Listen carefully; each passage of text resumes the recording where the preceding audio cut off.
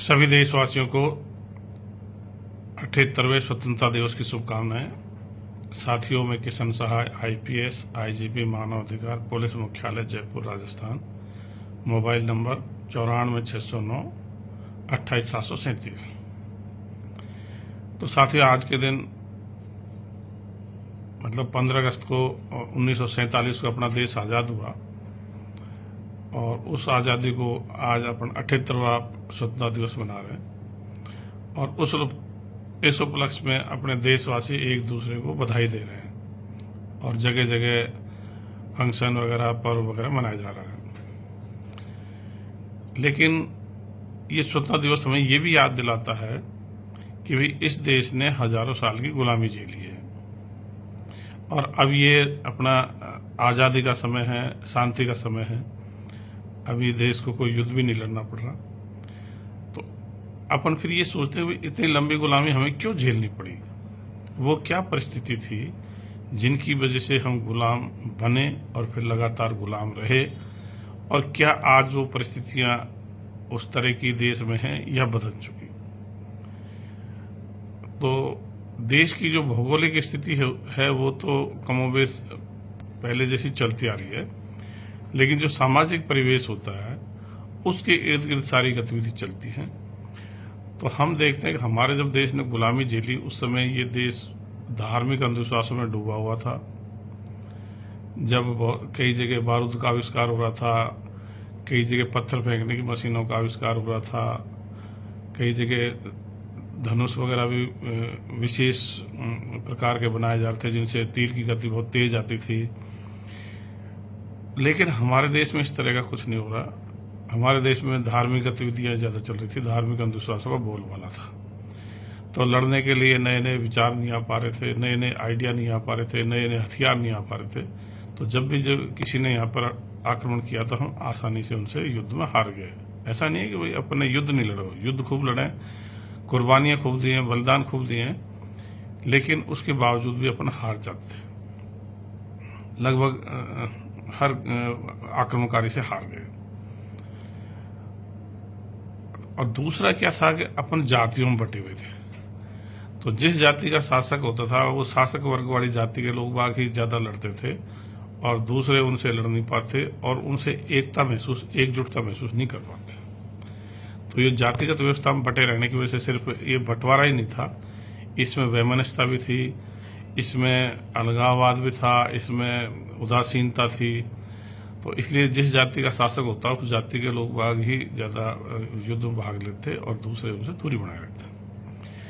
तीसरा, नैतिकता का भी अभाव था। तो कमिटमेंट नहीं था, कोई सच्चाई के प्रति कमिटमेंट नहीं था, तो कोई भी लालच में भी कई बार आ जाते थे। तो जिन परिस्थितियों की वजह से हम गुलाम रहे तो हम आज देखते तो वापस हमको वही परिस्थिति देश के सामने मिल रही है। आज हम दूसरे देशों से भारत की तुलना करते हैं तो हम वापस उसी डर्रे पे चल रहे हैं। अभी जैसे कुछ लेख छपा, कोई चीन से भारत का निर्यात और निर्यात का जो अंतर है 85 बिलियन डॉलर का है। मतलब चीन को अपन 16.5 बिलियन डॉलर का सामान निर्यात कर रहे हैं और 101 बिलियन डॉलर का सामान आयात कर रहे हैं। और वहाँ के जो तकनीकी विशेषज्ञ हैं उनके लिए भी हम खिड़की खोल रहे हैं। तो फिर हम ये सोचने के लिए, और दूसरी बात जैसे ये तो चीन से हो गया, दूसरे देशों से भी हम देखते हैं कि आज भी हम कोई हथियारों का निर्माण नहीं कर पा रहे। राफेल विमान, मिराज विमान, सुखोई विमान, मिग विमान ये अपने रूस से, फ्रांस से मंगवा रखे, खरीदे हुए हैं। हम कोई विमानों का भी खास निर्माण नहीं कर रहे। और अभी पनडुब्बी 6 पनडुब्बी शायद जर्मनी से खरीद के ले रहे हैं। थल सेना में भी अपन 7 लाख राइफल रूस से AK-203 खरीद रहे हैं। तो फिर वो, और हमारे देश में जो धार्मिक गतिविधि चल रही है वो बड़ी जोरों शोरों चल रही है, धार्मिक अंधविश्वास जोरों शोरों चल रहे हैं। तो हमारा ध्यान भटक रहा है। मतलब जो अपना ध्यान होना चाहिए भी, हम देश को अच्छे हथियार होने चाहिए ताकि देश गुलाम नहीं बने, विज्ञान तकनीकी हो ताकि देश में लोगों को रोजगार मिले। अब हम चीन से चीज़ों को आयात कर रहे हैं तो हमारे रोजगार तो चीन में जा रहे हैं। हम हथियार दूसरे देशों से आयात करें तो हमारे हथियारों खरीद में जो हथियार बना रहे हैं वहाँ पर अपने जो रोजगार जा रहे हैं, हमारे युवा बेरोजगार घूम रहे हैं। तो ये जो धार्मिक गतिविधि है, धार्मिक अंधविश्वास है, ये देश के पिछड़ने का प्रमुख कारण है। क्योंकि इसमें अपन मुख्य रूप से क्या होता है, जो समस्या है उसकी तरफ ध्यान नहीं जा करके पुरानी बातों में ध्यान भटका रहता है, उन्हीं की चर्चा करते हैं, उन्हीं का कोई उनके लिए फंक्शन बनाएंगे, उनके लिए धार्मिक स्थल बनाएंगे, उनके लिए धार्मिक यात्राएं करेंगे। मतलब वर्तमान पीढ़ी का तरफ हमारा ध्यान नहीं जा रहा। हमारे देश की पीढ़ी और दूसरे देश कितने आगे बढ़ते जा रहे हैं। जैसे मान लो ड्रोन तकनीकी में तुर्की है, ईरान है, ये काफ़ी आगे निकल गए हैं।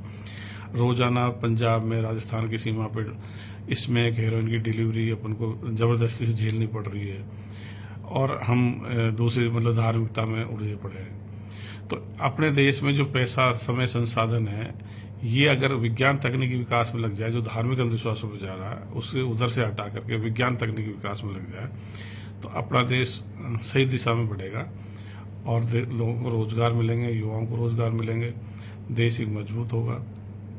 तो इन सब के लिए अपन एक विचारधारा मिशन भी चलाया, मानवतावादी विश्व समाज।